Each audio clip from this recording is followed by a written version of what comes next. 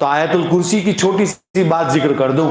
آیت الکرسی کو آیت الکرسی کہتے ہی اس لیے کہ اس میں لفظ کرسی آیا ہوا ہے. وسع کرسیہ السماوات والارض.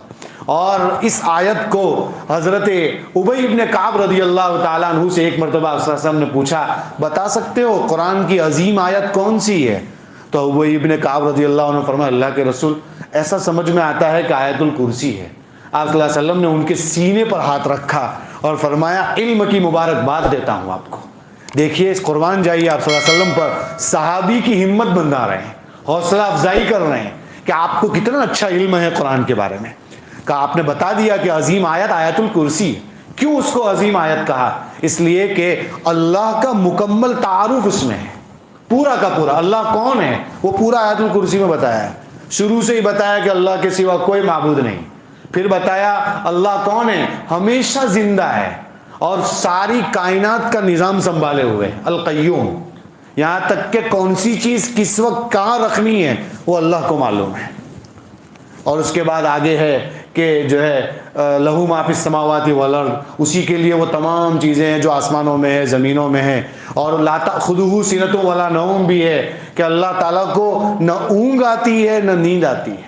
اونگ اور نیند کا مطلب کیا ہے آپ جانتے ہیں؟ ایک بار تھکن لگی آپ کو اور آپ بیٹھے تھے اور دھیرے دھیرے اچانک جھونکا آ گیا, یہ ہے اونگ. اور ایک ہی اسپیشل آپ بستر پر سوئے, یہ ہے نیند. نہ اللہ کو نیند آتی ہے نہ اونگ آتی ہے. جب اونگ نہیں تو نیند کا تو سوال ہی نہیں. کیوں؟ اس لیے کہ وہ ساری کائنات کا نظام ہر لمحے سنبھالے ہوئے. میرے بھائیوں اس میں پورا اللہ کا تعارف ہے آیت الکرسی میں. چھوٹی سی فضیلت ذکر کروں, بہت سارے فضائل ہیں اس کے. اس میں ایک فضیلت تو یہ ہے کہ ایک بخاری شریف کی روایت ہے, ابو ہریرہ رضی اللہ تعالیٰ عنہ فرماتے, بڑی عجیب بات, دھیان سے سنیے گا. ابو ہریرہ رضی اللہ تعالیٰ عنہ فرماتے ہیں کہ اللہ کے رسول نے مجھے وہ صدقے کا جو مال مسجد میں آیا کرتا تھا, سرکار نے فرمایا کہ یہ آپ کو سنبھالنا ہے رات کو. کہا ٹھیک ہے اللہ کے رسول سنبھالوں گا. تو وہ سنبھالتے تھے تو رات کو کوئی شخص آتا تھا, رات کو آتا تھا وہ, اور وہ ایک گٹھڑی اٹھا رہا تھا رات کو اندھیرے میں. ابو ہریرہ رضی اللہ تعالیٰ عنہ چونکہ وہ ذمہ دار تھے اس کے, انہوں نے فوراً اس کا گلا پکڑا. کہاں لے کے جا رہے ہو؟ پکڑ کر پوچھا تو ہاتھ کانپنے لگے اس کے, اور اس نے کہا کہ معافی چاہتا ہوں میری بھول ہو گئی, اب میں نہیں کروں گا کبھی بھی, اور میرے بچے بہت غریب ہیں, فقیر ہوں, محتاج ہوں. کہا اب نہیں کرے گا؟ کہا نہیں کروں گا. تو چھوڑ دی وہ گٹھڑی اور چلا گیا واپس. صبح ہوئی, نبی کریم صلی اللہ علیہ وسلم کی خدمت میں پیش کیا. اللہ کے رسول وہ ایک آیا تھا رات کو. کہا اچھا کیا کر رہا تھا؟ کہا وہ ایسا ایسا کر رہا تھا, گٹھڑی لے کے جا رہا تھا سامان میں سے اٹھا کر. کہا تم نے کیا کہا؟ کہا اس پر رحم آ گیا مجھے اللہ کے رسول. کہا کیوں رحم آیا؟ کہا کہ وہ یوں کہہ رہا تھا میرے بچے بہت غریب ہیں اور میں بہت محتاج ہوں, تو مجھے رحم آیا, میں نے چھوڑ دیا.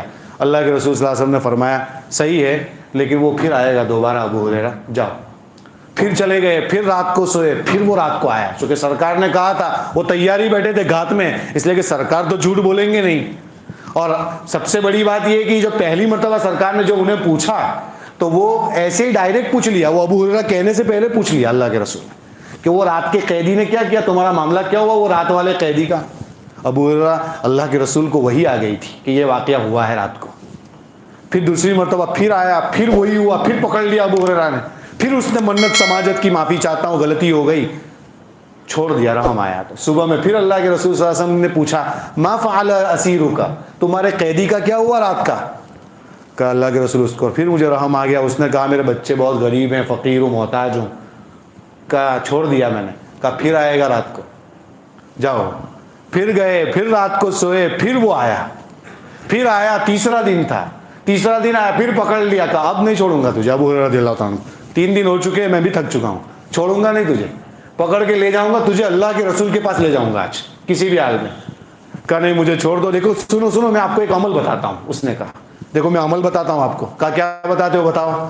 اور صحابہ تو طالب تھے, علماء نے لکھا ہے کہ دیکھو صحابہ ایسے علم کے طلبگار تھے کہ کسی کہیں سے بھی کچھ علم ملنا چاہیے.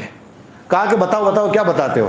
کہا دیکھو ایسا ہے, اگر رات کو سوتے وقت آیت الکرسی پڑھ لو گے تو پوری رات شیطان سے آپ کی حفاظت ہوگی. کہا اچھا.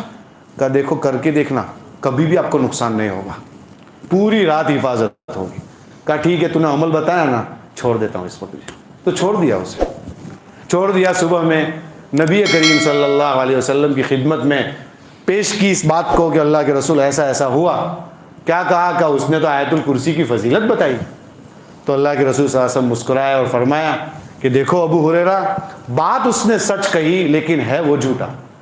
بات تو اس نے سچ کہی ہے لیکن ہے وہ شخص جھوٹا. ابو ہریرہ جانتے ہو وہ کون تھا؟ کہ نہیں اللہ کے رسول وہ کون تھا؟ میں نہیں جانتا. کہ وہ شیطان تھا جو روزانہ 3 دن تیرے پاس آیا کرتا تھا. غور کیجئے، شیطان نے خود بتایا اپنے سے بچنے کا عمل. یہ بخاری شریف میں ہے. معلوم ہوا کہ انسان آیت الکرسی پابندی سے پڑھے اور رات کو سوتے وقت کبھی بھی پڑھے بغیر نہ سوئے. اس سے فائدہ ہی فائدہ ہے اس کا.